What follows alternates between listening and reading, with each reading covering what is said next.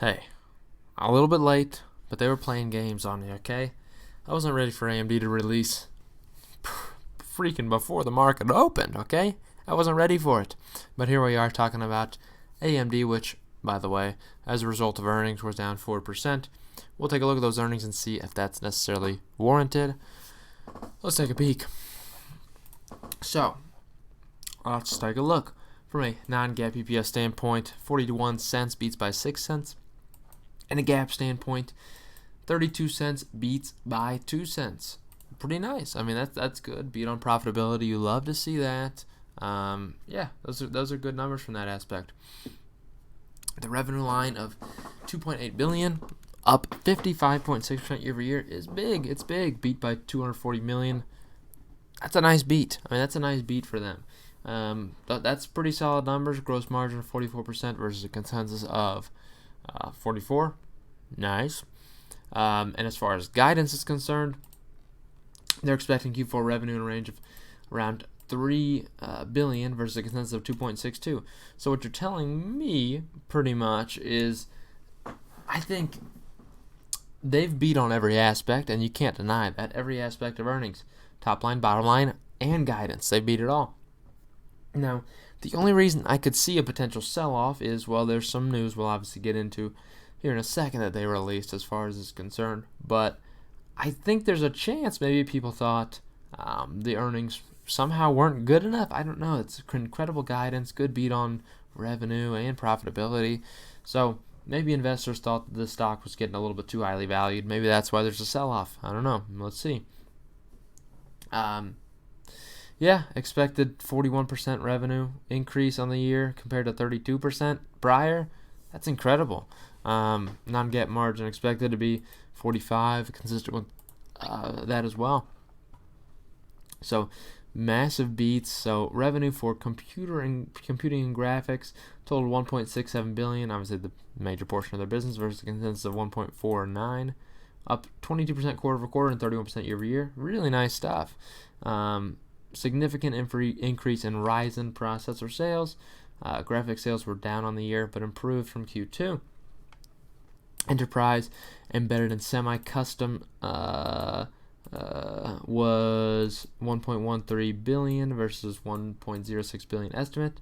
The segment was up 101% quarter over quarter and 116% year over year due to high semi-custom sales in gaming and EPYC processor sales. Crazy stuff.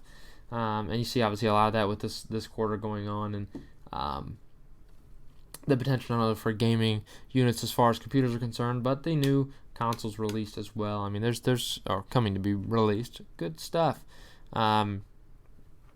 Lisa Sue knows what she's talking about here, okay? As far as the guidance, we saw that as well. Yeah, very nice guidance. We do have some slides to look at from AMD, and we'll take a look at those really quickly. So, by that I mean as long as it takes. So, look at this product portfolio they're gonna throw on here. From Ryzen with the world's fastest gaming processors, the Ryzen as whole. They have the Ryzen mobile processors, leading ultra thin and gaming notebook processors.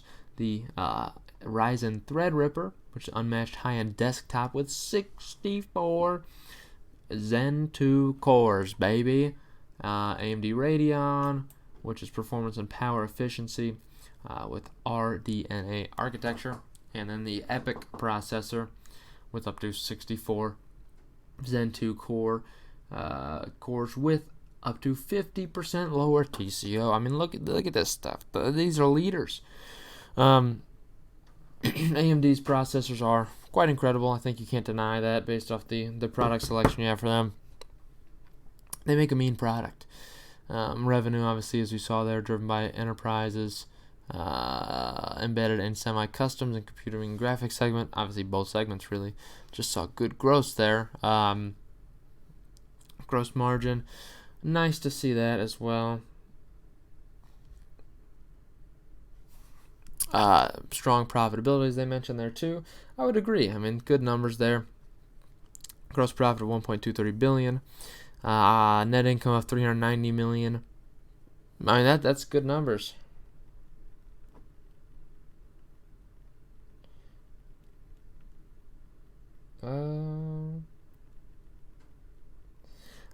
And cash equivalents, we'll look at the balance sheet to see that.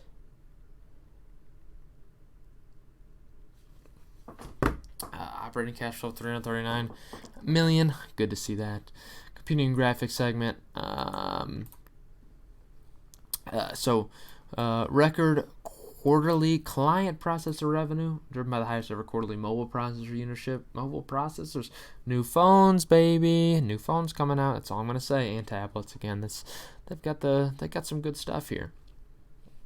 The number of AMD-based commercial and gaming notebooks each more than doubled. So even from a commercial standpoint, pretty nice to see businesses getting in on this as well. They announced the Ryzen 5000 desktop processors featuring the new Zen 3 core. Look at that. And the RX 6000 series GPUs featuring RDNA 2 graphics coming in Q4 2020. So next quarter for the high-end graphics market. Interesting to see what that thing will be able to pump out, really, as far as your visual appearance is concerned. Enterprising, embedding, and semi-custom segment, obviously really good stuff. Record quarterly server process revenue. Sales more than doubled. Very nice, driven by cloud. Oh yeah, it did. On track to begin shipments of the next generation Milan server processors to cloud. Select HPC customers in Q4. They ramp production and shipments. Next generation game console SoCs to support the November launch of the PlayStation 5 and Xbox Series X and Series S. As I mentioned again, you talk about that increase as far as gaming is concerned. That's where you see this good benefit here as far as their partnerships with these two companies, obviously Sony and Microsoft. So revenue trend, you see just good numbers here. Q3's big. Q4's even bigger than Q4, or Q4 is bigger than Q3 somehow. So we'll see if they post that up. 2.9 to 3 billion expected by them. So it'll be good numbers. It'll be good numbers. You're talking about good increases year over year of around $1 billion. Gross margin relatively consistent in here. Nothing too crazy. EPS though actually growing to where you see some good growth here from a company that wasn't super profitable to now. They're growing there and getting more profitable. Increase more than double year over year. From a non-GAAP perspective, you see a similar story as well. I look more at GAAP really. Net income line, you can't deny up 225% year over year. You see that, and it's good. Even quarter over quarter, up 148%. That's a line I like to see, this net income line. You really like to see that. And again, we look at GAAP. Non-GAAP, I'm fine with you, but I prefer looking at the GAAP stuff, okay? This is fair rules for everyone, okay? Computer and graphics, obviously. Look at these numbers here. Look at these numbers. Those are good stuff, as we saw there. We'll see this nonsense, all this balance sheet summary. I want to look at the actual balance sheet, okay? And we'll definitely get into that too. Nothing crazy. I don't think they shoved the balance sheet on this slideshow. I don't think they did. Yeah, companies typically don't. So I already had it pulled up and ready. Don't think I don't know what I'm doing here. So they are giving me, I respect them, 9 months comparison. That is what I like to see. $5.5 billion in total current assets versus 4.5, 4.6 really, if we're being fair, of 9 months ago. So good increase there, around $900 million. Good growth. The balance, the assets in general of $7 billion versus $6 billion grew $1 billion. That's good. That's good stuff. Total current liabilities of 2.4 versus 2.35. Now that rose again. Total current assets rose by more though, which is a good line for them. And overall, we're talking about stockholder equity did rise by about $1 billion, 3.8 versus 2.8. A little bit over $1 billion rose in terms of total stockholder equity, so that's good. This is balance sheets turning into a lot better. It's a growing balance sheet, not that strong. I don't believe this is a super strong balance sheet in my perspective, just due to as far as total assets that they own. I'd like to see more if I'm an investor in this company. I really would. I'd like to see more in general in terms of assets But again, the company's growing, so I give them credit for that. But I feel like there should be more to it. I don't know. That's maybe me. Maybe I'm going crazy, but I'd like to see a little bit more. And you see, it's growing. You know, it's a balancing balance sheet that's growing, 7 billion versus the 6 billion. You know, it's growth. I like it, but I'd like to see a little bit more. And you're talking about a stock warranting $150, 150 PE, up big on the year already, up 60% this year. I don't like the value of this company right now, unfortunately, as far as the stock's concerned. I really don't.